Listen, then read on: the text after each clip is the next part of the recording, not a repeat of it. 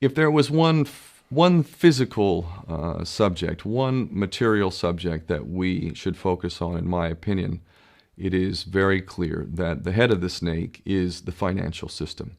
We can argue till the end of time about who runs the world. Is it the Jesuits? Is it the reptilians? Is it the Illuminati? Is it the Freemasons? We can go on and on and on and on about this.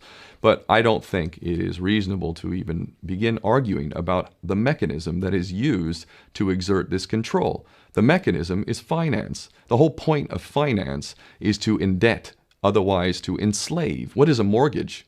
I mean, what does that stand for? It's a death grip. So when you get a mortgage, you have a death grip held over you because you are in debt. You don't even own the house. The bank owns the house that loaned you the money to buy the house, unless you're fortunate enough to have all the money to buy it outright. And even then, you can be taxed by the government, and if you fail to keep up with those taxes, the government can then take it from you. The whole system is based on a financial fraud, which effectively takes the power that we have and it gives it to a tiny group of individuals who are running the world through the control of finance.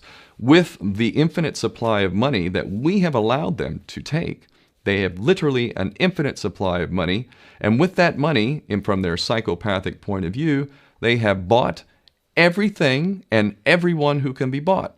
So those of us who cannot be bought, because we operate on a level that goes way beyond the material, we are not rewarded for such behavior. We are punished for such behavior. And the most slovenly, disgustingly criminal, pedophilia, corrupt moral individuals, those are the ones that are rewarded in this system, which is upside down. We reward the pedophiles, we reward the corrupt, we reward the liars, we reward the people with no morals at all, and usually we compromise them under this system in terms of maybe a videotape. Maybe Barack Obama is gay. Maybe we have videotape of him having sex with another man, or perhaps some other acts that may be not so popular amongst many of the electorate. Or maybe we have videos of political leaders having sex with little boys or little girls. If I was in charge of the world and I was a psychopath and completely drunk on my own power, you can bet damn sure that's what I would do. I wouldn't allow anyone in a position of power who wasn't completely compromised. When you have an infinite supply of money, you can do this.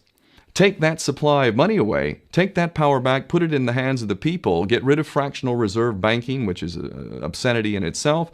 Listen to the lessons of Jesus Christ. If you're a Christian who got really pissed off when he went to the temple and he saw what the money changers were doing, let's take back control of the issuance of money, and not just on a national level. I'm happy to see in Denmark that you have your own currency. You don't have the euro. But on every country's level, they should be issuing their own currency in a transparent, non-usury based way in which it really, truly benefits the people. And in that way, we can literally free ourselves of the banking debt which is drowning us all, and we can stop scrambling for the crumbs from the table of these filthy rich psychopaths and live in a state of abundance just by changing this one thing. And I'm not just talking about abundance for Western nations who have an artificially inflated value with their currencies. We all in the West are guilty of having that reward while the rest of the world is sucking on it. Every nation in the world can use a sensible financial policy to liberate themselves, to have world-class education, infrastructure. Everything that a healthy society would require can be had in the worst, most corrupt African country, in any part of the world. We can all have that if we simply change that one thing. John F. Kennedy did that about 6 months before he was taken out. He issued United States notes as opposed to Federal Reserve notes. I can assure you the powers that be knew the power of that act, and they took him right out. So the bottom line is, if we as people understand this very simple principle, just this one thing, change this one thing, we can solve every other problem you can name. I don't care what the problem is.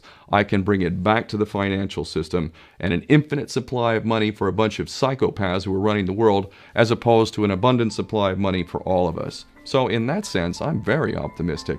This is not rocket science. I am not the smartest guy in the room. We can all understand this. And as soon as we do, we can exercise the same power that we had, but relinquished, and we can have a future for ourselves and our children. There's a lot to be optimistic about, quite frankly.